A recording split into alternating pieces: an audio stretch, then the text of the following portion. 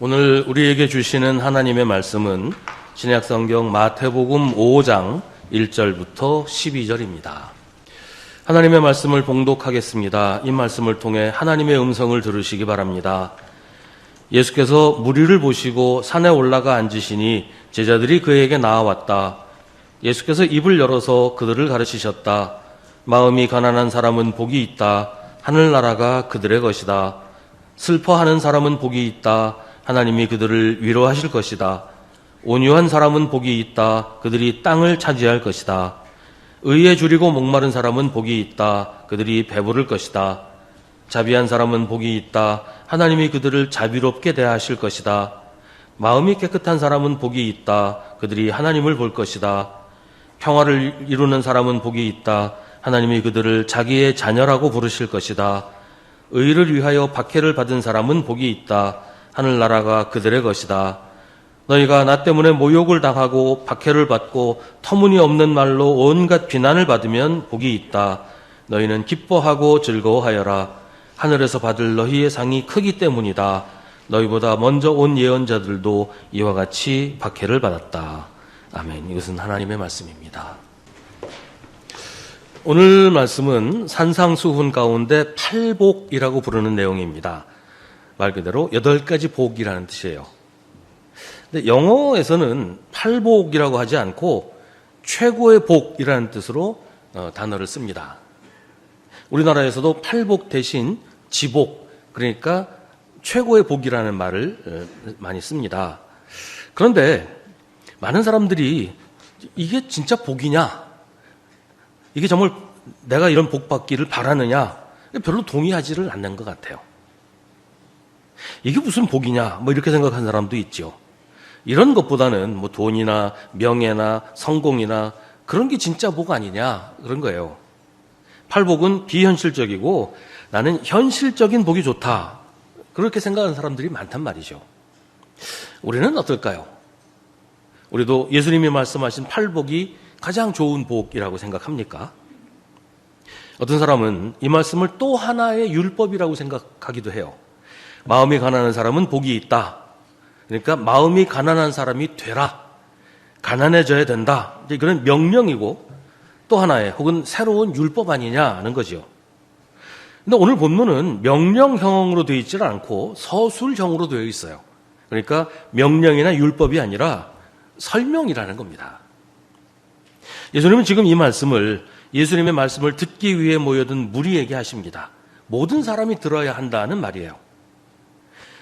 그리고 제자들이 예수님께로 나왔다고 하는 것은 그 중에서도 특히 예수님을 따르는 사람들, 우리 그리스도인들이 명심해서 들어야 할 말씀이라는 뜻입니다.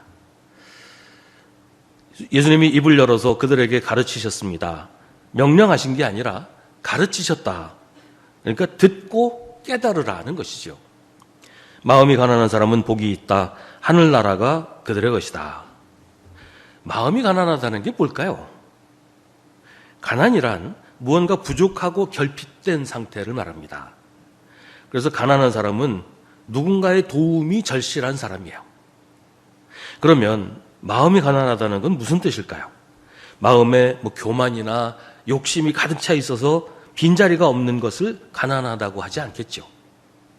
마음이 가난하다는 것은 하나님만을 전적으로 의지하는 것을 말합니다. 하나님이 도우시지 않으면 살 수 없다. 오직 하나님께만 소망을 두고 하나님의 도우심을 바라고 기다리는 사람이 마음이 가난한 사람입니다. 개걸스럽게 뭔가를 욕심내는 것, 탐욕스럽고 욕심 사나운 것, 이건 마음이 가난한 게 아니죠. 그건 마음이 부자인 것도 못 돼요. 그냥 욕심으로 인해 마음이 공허한 것일 뿐입니다. 그런데 마음이 가난한 것이 복일까요? 마음이 가난해지는 것이 복인 것일까요? 그 뒤로 나오는 얘기들도 다 마찬가지예요. 슬퍼하는 것이 복일까요? 의에 줄이고 목마른 것, 의를 위하여 박해를 받는 것이 복입니까? 근데 이건 이렇게 생각해야 돼요. 마음이 가난한 사람에게 있어서 마음이 가난하다는 것 그 자체가 복이라는 게 아니고 마음이 가난한 사람이 하늘나라를 차지하게 될 것이니 그래서 마음이 가난한 사람이 복이 있다. 그러니까 복의 내용은 하늘나라를 차지하게 되는 것이고, 마음이 가난한 사람이 하늘나라를 차지하게 될 것이니까 마음이 가난한 사람이 복이 있다, 그런 얘기죠. 마음이 가난한 것 그 자체가 복이라고 하면 그 자체로 즐거워하고 기뻐해야 되지 않겠어요? 근데 예수님은 그런 식으로 말씀하시지 않았어요. 마음이 가난한 사람은 하늘나라의 주인이 될 것이니 복이 있다 라고 말씀하십니다. 세상에서 욕심을 부리고 탐욕스럽게 사는 사람이 부자로 잘 사는 것 우리가 많이 보죠. 다른 사람 눈살 찌푸리게 하면서도 자기는 행복하다고 하는 사람들 많이 있어요.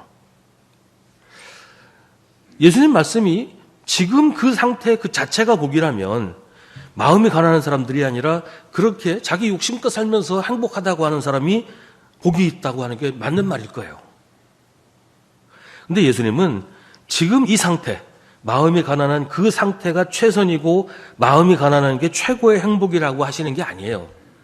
예수님 말씀하시는 복은 마음이 가난한 사람이 받는 복입니다. 마음이 가난한 사람은 복이 있다. 왜냐하면 하늘나라가 그들의 것이기 때문이다. 이 말씀을 율법적으로 이해하면 마음이 가난해져야 천국에 들어갈 수 있다는 말이 되겠지요. 그런데 예수님은 그런 식으로 말씀하시지 않았어요. 지금 마음이 가난한 사람이 복이 있다고 하십니다. 그런 사람들이 하늘나라를 차지할 것이기 때문입니다. 그러니까 예수님의 말씀은 명령이 아니라 위로의 말씀이에요. 탐욕과 이기심으로 다른 사람을 괴롭히고 해치면서까지 자기의 유익을 위해서 살지를 못해서 차마 그럴 수 없어서 그래서 가난한 사람들, 오직 하나님께만 소망을 두고 하나님의 도우심만 기다리며 사는 사람들은 현실적으로도 가난하고 고달프지만 그런 사람들은 불행한 게 아니다. 오히려 복이 있다. 하늘나라가 그들의 것이기 때문이다. 예수님이 그들을 위로하시는 겁니다. 슬퍼하는 사람은 복이 있다. 하나님이 그들을 위로하실 것이다. 여기서 말하는 슬퍼하는 사람은 가족이 세상을 떠나서 슬프거나 사업이 어려워서 슬프거나 그런 게 아니고 하나님의 말씀이 무시당하고 하나님이 모욕당하는 세상을 보면서 슬퍼하는 사람, 교회가 조롱당하고 교회가 망가져버린 현실을 보면서 슬퍼하는 사람을 말합니다. 하나님의 정의를 찾아볼 수 없는 세상, 악한 자가 큰 소리치고 의로운 사람이 고난당하는 현실을 보면서 슬퍼하는 것을 말합니다. 이것도 마찬가지예요. 그 상태가 복이라는 말이 아니에요. 만약에 슬퍼하는 사람, 슬퍼하는 그 자체가 복이라면 그 세상이 엉망진창이라는 얘기잖아요. 세상이 엉망진창이 복이다 이럴 수는 없잖아요. 슬퍼하는 사람이 복이 있는 것은 하나님이 그들을 위로하실 것이기 때문입니다. 하나님의 위로는 그냥 마음을 어루만지시고 토닥거려 주시는 게 전부가 아니에요. 사람들이 착각하는 것이 하나님이 우리 현실의 문제에 대해서는 무관심하시거나 무력하시고 그냥 사람의 마음만 위로해 주시는 분이라고 생각하는 거예요. 하나님은 천지를 창조하시고 다스리시는 창조주이시고 만유의 주님이십니다. 하나님은 세상 일에 대해 관심도 없고 능력도 없는 분이 아닙니다. 하나님은 우주 만물과 역사를 다스리시는 주권자이십니다. 물론 하나님은 사람의 마음을 달래주시고 그 눈에서 눈물을 닦아주시기도 하지요. 사람들이 슬퍼하는 상황, 하나님의 뜻이 무시당하고 하나님의 이름이 조롱당하는 이 현실 속에서 슬퍼하고 눈물을 흘리는 사람을 위로해 주십니다. 그런데 그 위로가 그걸로 끝나는 게 아니라는 거예요. 우리 계시록에 보면 하나님이 사람들의 눈에서 눈물을 닦아주신다는 말이 나오는데 그게 어떻게 닦아주신다고 그랬어요? 하나님의 뜻이 무시당하고 하나님의 이름이 조롱당하는 현실, 하나님을 믿는 사람들이 슬퍼하는 그 현실을 심판하시고 그런 일을 하는 자들을 벌하시는 것이 하나님의 궁극적인 위로입니다. 매 맞고 온 사람한테 그냥 말로만 괜찮아, 상처나고 금방 나을 거고 지는 게 이기는 거야. 그게 얼마나 위로가 될까요? 나를 때린 놈을 찾아가서 혼내는 거, 그게 위로가 되지 않겠어요? 하나님의 위로가 그런 거예요. 옳은 사람한테 상을 주시고 악한 자들을 심판하고 벌 주시는 것. 그래서 지금 슬퍼하는 사람을 위로하시는 것이 하나님의 위로입니다.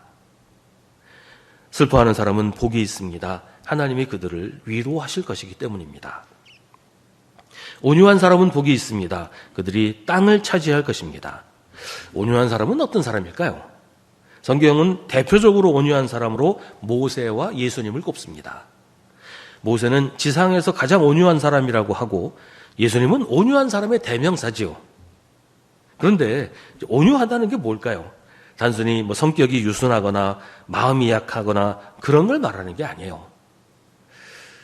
성경이 말하는 온유한 사람은 하나님의 뜻에 길들여져서 자신의 고집을 꺾고 인내하며 온화함을 유지하는 사람을 말합니다. 하나님의 뜻에 길들여진다는 것은 자기 자신을 하나님의 뜻에 맡긴다는 뜻이에요.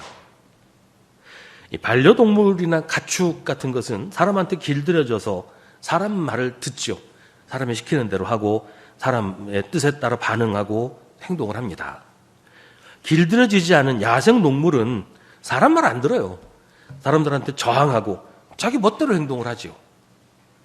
온유한 사람은 하나님의 뜻에 길들여진 사람, 자기의 고집을 꺾고 하나님의 뜻에 순종하는 사람입니다. 자기 생각에 따라 즉흥적으로 반응하고 행동하지 않고 인내하며 하나님의 뜻을 기다리는 사람이 온유한 사람입니다. 예수님을 보세요. 예수님은 철저하게 하나님께 순종했습니다. 예수님이 이런 말씀을 하신 적이 있죠. 너희는 내가 나의 아버지께 당장에 12군단 이상의 천사들을 내 곁에 세워주시기를 청할 수 있다고 생각하지 않느냐. 그러나 그렇게 되면 이런 일이 반드시 일어나야 한다고 한 성경 말씀이 어떻게 이루어지겠느냐. 예수님은 얼마든지 그러실 수 있지만 자기의 뜻을 포기하시고 하나님의 뜻에 순종하셨어요. 겟세마네의 기도가 이걸 잘 말해줍니다. 나의 아버지, 하실 수만 있으면 이 잔을 내게서 지나가게 해주십시오. 그러나 내 뜻대로 하지 마시고 아버지의 뜻대로 해주십시오. 온유란 그런 겁니다. 기겁하거나 물러터진 것 아니에요. 그냥 수원하고 얌전한 것 아닙니다. 어떻게 보면 온유한 사람이 누구보다 강한 사람일 수도 있어요.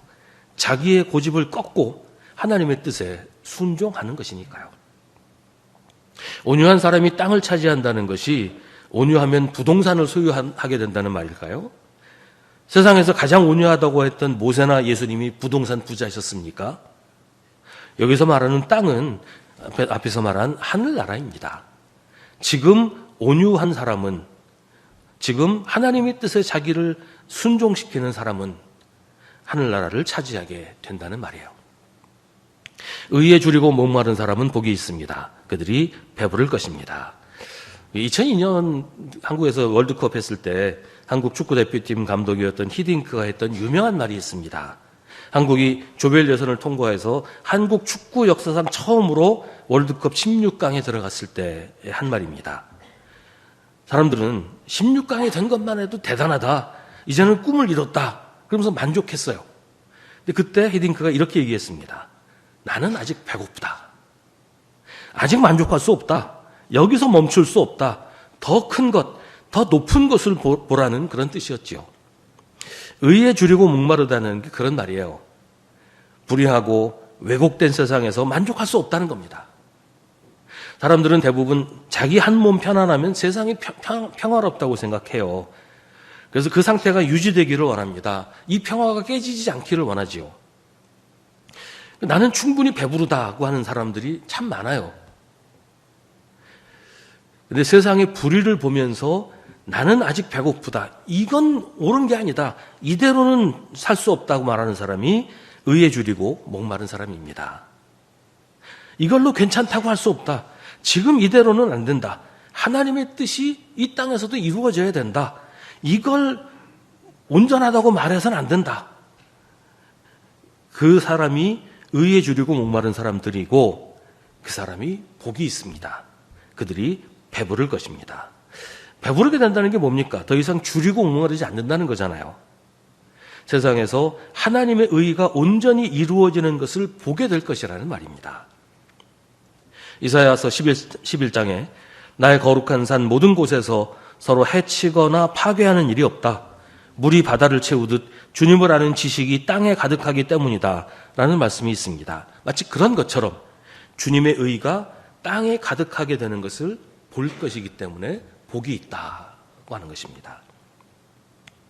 자비한 사람은 복이 있습니다. 하나님이 그들을 자비하게 대하실 것이기 때문입니다. 여기서 자비한 사람은 마음이 자비로운 사람을 말하는 게 아니고 자비를 베푸는 사람을 말하는 겁니다. 그냥 마음으로만 불쌍하게 여기는 것이 아니라 선한 사마리아 사람처럼 자비를 베푸는 사람이 복이 있습니다. 하나님이 그들에게 자비를 베푸실 것입니다. 자비를 베푸는 사람이 받는 복은 하나님의 자비를 받는 것입니다. 마음이 깨끗한 사람은 복이 있습니다. 그들이 하나님을 볼 것입니다. 이 마음이 깨끗하다는 것은 어떤 걸까요? 여기서 깨끗하다는 말은 순결하다, 순수하다라는 뜻입니다. 가식과 위선이 없는 보이는 그대로의 모습이 그 사람의 전부인 사람을 말합니다. 말하자면 하얀 도화지와 같은 상태라고 할 수 있을 거예요.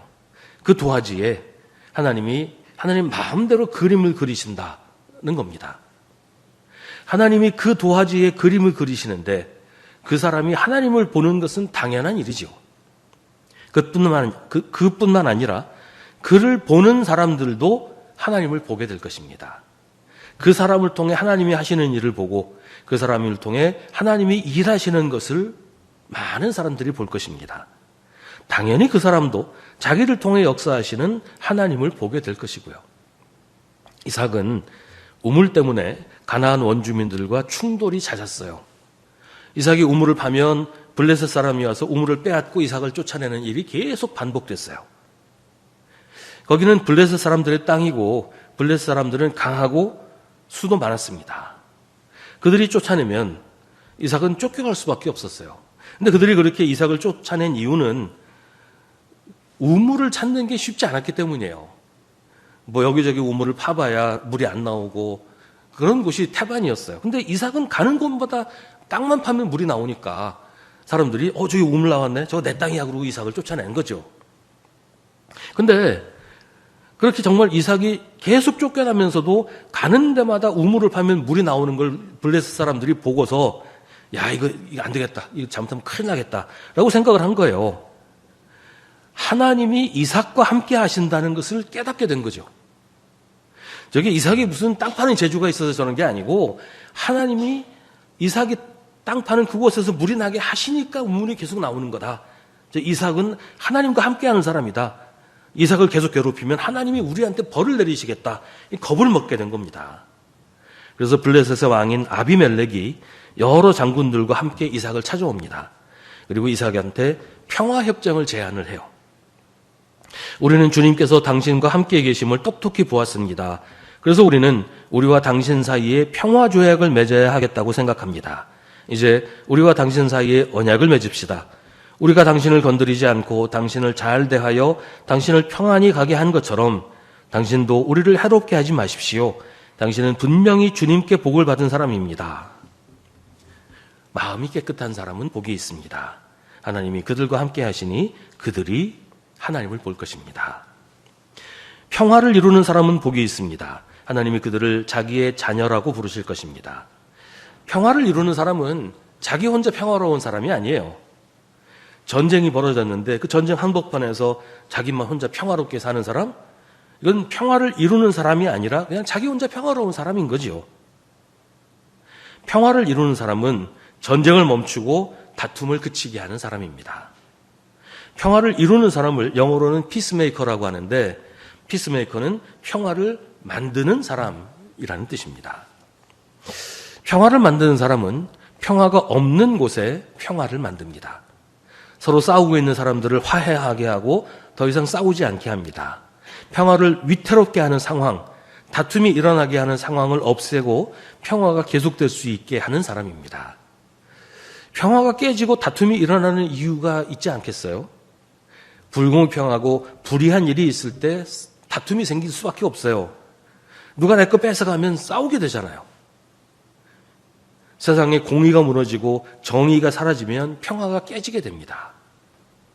히브리어로 평화는 샬롬이라는 단어를 쓰는데요.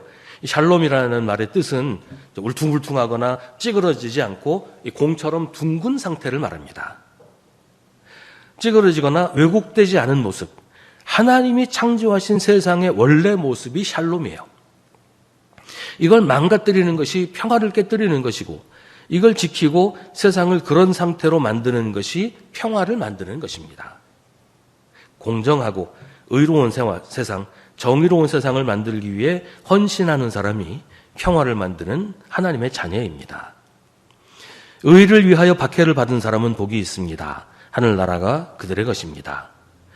의를 위하여 박해를 받는 이유가 뭐겠어요? 의로우면 칭찬받고 상도 받고 그게 정상 아닙니까? 근데 불의한 세상에서 의로운 사람은 미움을 받습니다. 의로운 사람이 불의한 사람의 불의를 드러내기 때문이에요. 하나님을 거역하는 세상에서 하나님의 의를 추구하는 사람은 세상을 어지럽게 한다고 비난을 받습니다. 로마 제국에서 교회는 하나님의 의를 이루기 위해서 힘썼고 그래서 박해를 받았어요. 오늘 우리가 사는 세상이 의롭다면 교회가 박해를 받을 이유가 없죠. 만약에 세상이 의롭지 않은데도 교회가 아무 어려움 없이 편안하기만 하다면, 혹은 오히려 세상으로부터 특혜를 받고 특권을 누린다면 그건 교회가 하나님의 의를 버렸기 때문일 겁니다. 의를 위하여 박해를 받은 사람은 복이 있습니다. 하늘나라가 그런 사람들의 것입니다. 팔복의 말씀은 율법처럼 이렇게 해야 한다는 의무사항이 아니에요. 혹은 하나님 나라에 들어가면 이렇게 해야 된다는 필요 조건이 아닙니다. 팔복은 지금 이렇게 살고 있는 사람, 믿음 때문에 이렇게 살 수밖에 없는 초대교회 성도들, 그리고 믿음을 지키며 살고 있는 이 땅의 그리스도인들을 향한 위로와 축복의 말씀이에요. 팔복은 지금 예수 그리스도 때문에 모욕을 당하고 박해를 받고 터무니없는 말로 온갖 비난을 받고 있는 사람들한테 복이 있다고 선포하면서 그런 일은 기뻐하고 즐거워할 일이라고, 그러니까 기뻐하고 즐거워하라고 응원하는 겁니다. 왜냐하면 하늘에서 받을 상이 크기 때문입니다. 불의한 시대, 악한 사람들 사이에서 억울하게 당하고 상처받으며 살지만 그래도 하나님을 신뢰하고 믿음을 지키기 위해 애쓰는 사람들, 그런 세상에서도 하나님의 의를 이루기 위해 힘쓰며 눈물로 기도하는 사람들을 예수님이 위로하시고 응원하십니다. 예수 믿는다는 게 꼭 좋은 것만은 아니라는 생각을 하게 될 때가 있지 않습니까? 하나님 말씀에 순종해서 사는 것이 어리석게 보이기도 하는 세상이에요. 그렇게 하지 않는데도 잘 사는 사람들이 자꾸 우리 눈에 보여서 우리 마음을 어지럽게 합니다. 우리 마음 한구석에 요령좋은 사람들을 부러워하는 그런 마음도 생길 때가 있어요. 우리는 실패한 사람 같다는 생각이 나를 부끄럽게 만들기도 합니다. 예수님이 말씀하시는 복이 있다고 하는 사람들의 모습이 우리가 생각하기에도 참 행복한, 부러운 그런 상태는 아닌 것 같아요. 어쩌면 피하고 싶은 모습이고 내가 원하지 않는 모습일 수도 있겠지요.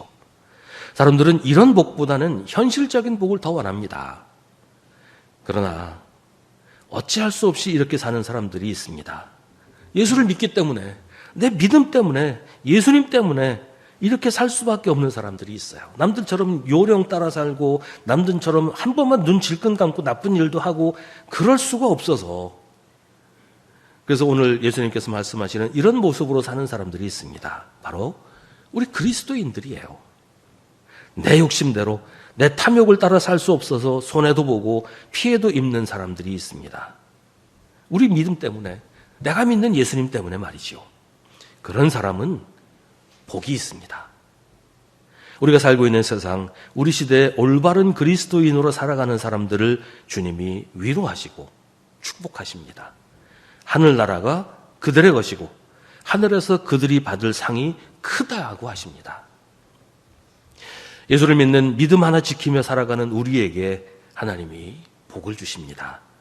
우리의 서운한 마음을 하나님이 아시고 우리의 억울한 상황도 하나님이 다 이해하십니다.